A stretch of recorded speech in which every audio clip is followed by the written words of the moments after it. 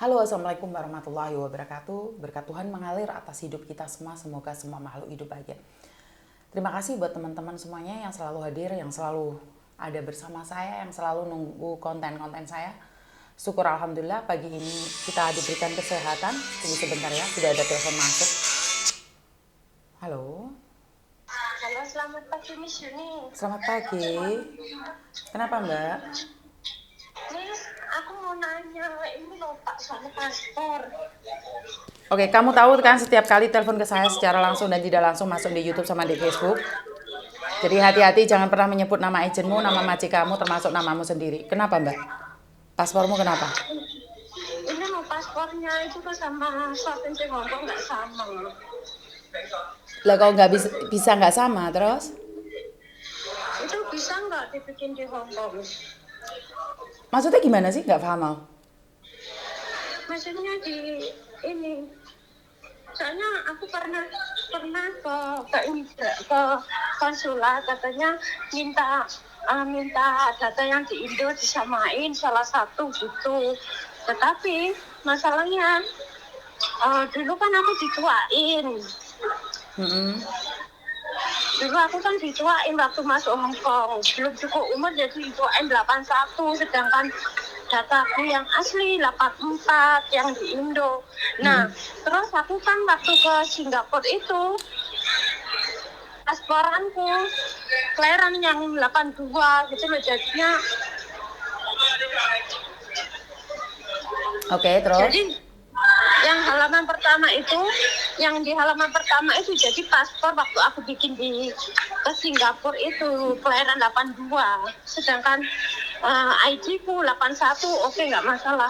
Tapi kalau mau pakai paspor, mau bikin paspor lagi, katanya harus samain data yang di Indo, pilih salah satu, sedangkan dataku yang di Indo 84. Gimana nih solusinya? Oke. Terus ngapain kamu mau bikin paspor? Paspormu habis atau visamu habis? Ini majikan katanya mau tambah kontrak, tapi masalahnya di paspor gitu. Paspormu habisnya kapan sayang? Oktober tahun Oktober. depan. Paspormu habis Oktober, visamu habis kapan sayang? Kan ini aku pilih kontraknya bulan 8 tahun ini, tapi kan dia mau tambah lagi. Masalahnya bisa nggak pasporannya di sini gitu, sedangkan datanya itu nggak sama gitu. Bisa, aku bisa bantu.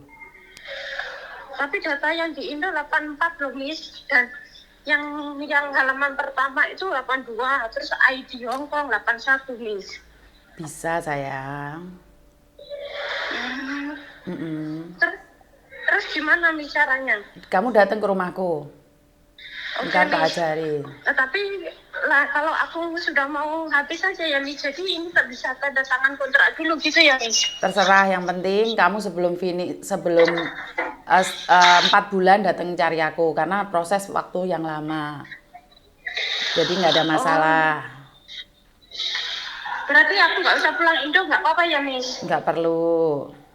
Masya Allah, Alhamdulillah, ya Allah, aku takut banget loh Miss. Nggak apa-apa, jadi nggak usah ketakutan, aku bisa bantu.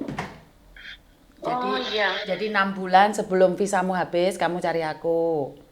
Ntar tak buatin datanya disamakan dengan yang ada di KTP Hongkong, ngomong? Oh, wah. Oh, thank you Miss. Miss, aku yang ketemu di bandara itu loh Miss. Kamu yang di bandara yang pakai baju kuning atau yang mana? Iya, yang baju kuning. Oh, wah. Jadi kesempatan kamu bisa telepon Miss Yuni sekarang. Iya. Ya Berarti, kan Miss Yuni, makasih banget ya. berarti kamu ketakutan karena itu? Iya, soalnya dulu waktu aku 5 tahun harus pulang ke Indonesia. Jadi aku pulang, terus aku ganti majikan lagi. Nah, aku disatin terus sama majikanku diambil lagi sampai sekarang. Ini sudah mau 2 tahun, nah orangnya bingung. Sebenarnya nggak mau cari yang baru katanya. Ininya aku, tapi masalahnya di paspor. Gitu. Nggak apa-apa loh. Kamu bilang sama dia, ntar renew-nya sama aku loh. Kan aku bisa bantu semua. Sudah Tapi ya. masalahnya, Ah, oh iya, masalahnya tapi apa? masalahnya ya itu tadi, yang KTP, kartu nikah, apa itu 84, terus Markona, paspornya Markona, 82. Terus Markona. saya, Saya sudah bilang tidak ada masalah. Kalau kamu merasa itu oke, masalah, maka saya tidak bisa membantu kamu. Saya kan sudah bilang tidak ada enggak, masalah. enggak ada masalah, iya nih saya longgar sekarang. Sudah Terima tenang kasih toh? ya nih. Ah, sudah tenang Iya, toh? ya ampun, Allah, oh, aku ada thank you ya caranya. nih. Nggak usah takut. Iya nih. Oke, Mm-mm. thank you nih. Ya kan, Siap. makasih ya sayang. Iya sayang. Ya, Allah, apa bye-bye. nih? Bye. Bye-bye. Oke, sebentar. Ternyata dia pernah ketemu saya di bandara waktu itu nganterin si Noni. Data beda. Bentar ya Mbak ya, saya harus ingat-ingat. Data beda paspor dan KTP. Oke. Ini sebenarnya sudah rahasia umum ya, di mana umur dituakan, umur dimudahkan. Jadi sangat kesulitan saat kembali lagi di data awal seperti ini, seperti itu. Jadi sangat pusing sekali ya. Memang mau gimana lagi, kadang-kadang kita itu pemalsuan data itu dulu itu sangat apa ya? Sangat viral sekali ya kalau zaman dulu itu semua orang itu datanya palsu, di mana nama diganti oleh PT. Saya tidak tahu itu oleh PT atau oleh Anda sendiri, dan pastinya tahun juga diganti. Semuanya serba diganti, dan ingat, data yang ada di Hong Kong adalah permanen, dan giliran kita ada kekeliruan, kita kebingungan harus seperti apa dan bagaimana. Seharusnya ini ada solusi dari pihak pemerintah ya, karena kita kesini kan zaman dahulu kala kan nggak tahu apa-apa tuh Mbak. Kita kesini kan cuma ngais rezeki, dan masalah data kita kan nggak sepenuhnya tahu toh tentang apapun, data seperti apa dan bagaimana. Itu yang saya tahu, saya secara pribadi itu kebanyakan dari kita itu hanya oke, hai, mau mantai. Jadi masih polos gitu ya. Nggak zaman sekarang. Zaman sekarang adalah apa ya? Zaman keterbukaan. Apapun dibuka-buka, sampai orang bilang Miss Yuni suka buka aibnya orang. Padahal saya tidak ada rencana untuk membuka aib orang. Saya selalu punya niat untuk membantu orang. Tapi sebagian dari kita kan informasinya tidak semuanya sesuai dengan apa yang kita inginkan. Tapi ingat, orang berkeluh kesah, saya hanya menerima curhatan itu. Saya akan terima apa adanya, apapun itu dan bagaimanapun itu. Perkara viral dan enggaknya itu kan bukan saya yang viralkan ya. Jadi ada beberapa komen yang katanya saya itu pingin viral. Enggak pingin viral. Saya itu pingin membantu. Kalau masalah viral itu adalah bonus. Saya itu enggak kepingin viral tapi dengan aura negatif. Saya lebih baik biasa-biasa saja, tapi saya bisa membantu. Karena tujuan awal konten ini adalah untuk membantu. Jadi konten ini bukan untuk menjatuhkan, menghancurkan, atau melemahkan orang lain, tidak. Jadi konten ini sejujurnya hanya untuk membantu. Itu niatan saya dari awal. Dan kalau saya mendapatkan apa yang lebih dari Google, dari YouTube, itu adalah bonus atas kerja keras saya. Karena bayangin Mbak, dari setiap hari saya tuh menerima telepon yang bisa masuk ke saya tuh sekitar 30. Itu yang bisa saya angkat. Dan yang tidak bisa saya angkat itu banyak lagi.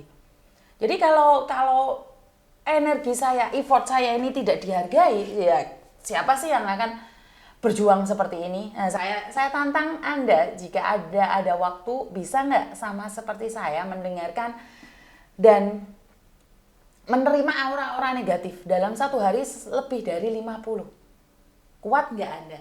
Jadi saya bahkan kaget saat ada yang pasukan tanpa skip. Jadi ini adalah bantuan yang terhebat buat saya ya, karena dari Anda tidak menyekip iklan. Padahal saya itu tidak pernah mengatakan, Mbak jangan skip iklan, Mbak ini itu, enggak. Saya itu enggak pernah, karena saya merasa bahwa tujuan dari awal memang saya itu membantu. Dan ternyata saya itu punya pasukan anti skip.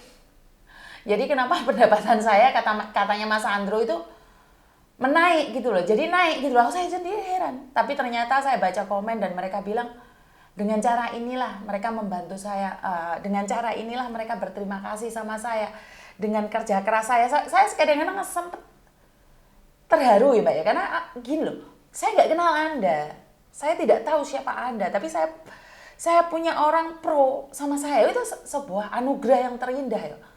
Bahkan tiba-tiba fan dari Korea, dari Riau, itu Yesi atau siapa yang aktif banget di Korea itu komen. Bahkan di Taiwan, di Singapura, di Malaysia, itu saya sangat terkaget-kaget ya. Karena memang alur ceritanya kan Hong Kong, tapi kenapa bisa merambat bahkan Indonesia Raya?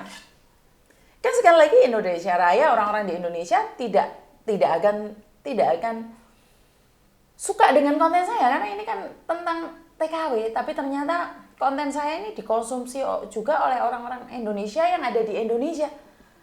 Bahkan yang ada di Belanda, Amerika, itu kadang-kadang saya jual.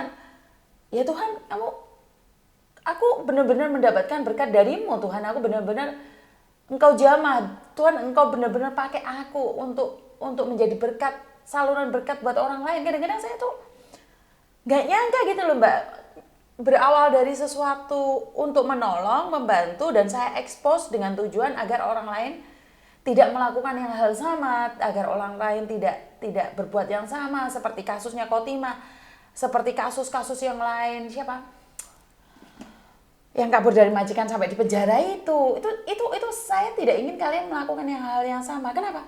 Saya selalu bilang turunkan emosimu. Kalau saya ngomong di depan 10 orang ya 10 orang aja yang paham. Tapi kalau saya sekarang berbicara di depan kamera, maka lemparannya ternyata sangat dahsyat sekali, sampai 1.000 orang, 10.000 orang denger ini itu kadang-kadang saya cuman terkaget-kaget ya. Saya itu backgroundnya dari siapa, bagaimana, kok sampai ada orang yang mendengarkan ocehan saya, itu saya kadang tidak percaya.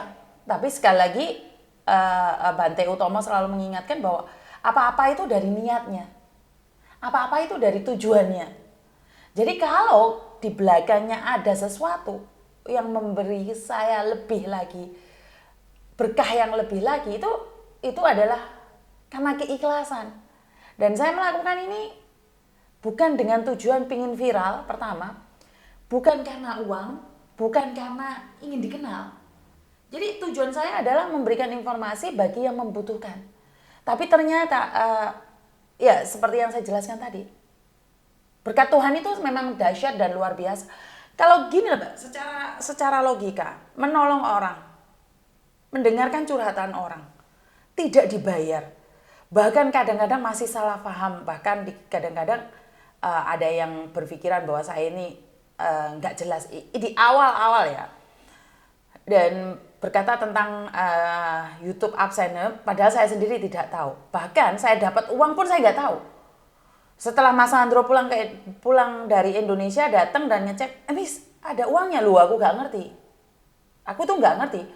Jadi banyak orang yang bilang, lambemu itu wis dibayar karo Google yo. Kadang-kadang aku mikir, bayar itu kondi. Jadi masalah pengelolaan dari Google AdSense itu tanya langsung sama Mas Sandro, karena saya tidak terlibat dalam hal ini ya. Jadi saya tetap punya tujuan satu, ngonten. Gitu aja. Jadi memang tujuan awal ngonten, dan syukur alhamdulillah dengan konten ini, kalau dibilang punya rumah singgah enggak juga ya, karena rumah ini adalah anak saya yang punya. Kalau rumah singgah kan pribadi buat rumah singgah. Jadi kenapa di tempat ini banyak hal yang harus diperhatikan, yaitu kesopanan dan jangan buka lampu terlalu malam.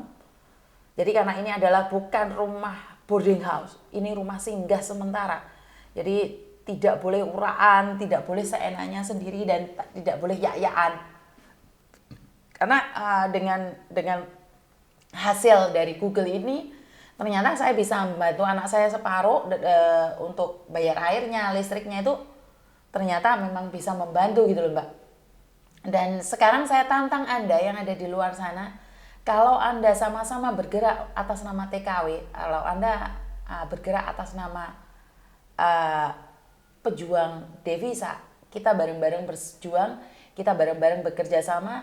Jika ada yang salah di kata-kata saya, ada kata-kata saya yang nggak menyenangkan, ingatkan saya, karena gimana pun saya kan yang paling banyak ngoceh.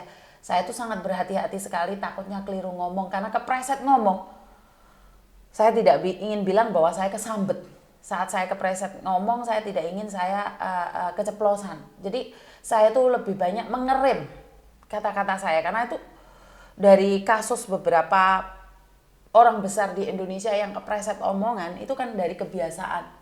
Kalau kebiasaan kita memaki, akhirnya kita kepreset juga dengan hinaan dan memaki orang lain.